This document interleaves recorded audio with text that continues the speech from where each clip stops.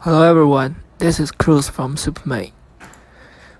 Today, I will introduce you our two types dissolved oxygen sensors, and I will teach you how to change the new membrane head. This is new head and this is electrolyte.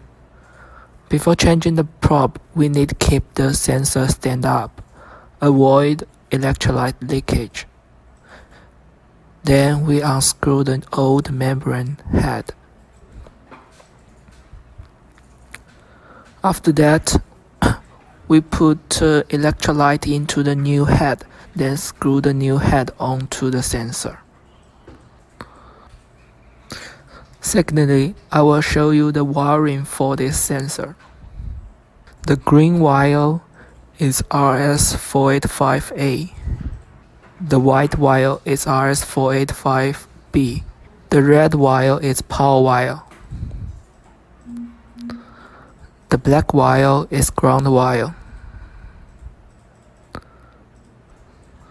Then the red wire linked to power terminal. The black sensor wire linked to ground terminal. Green and white wires linked to 485A and B.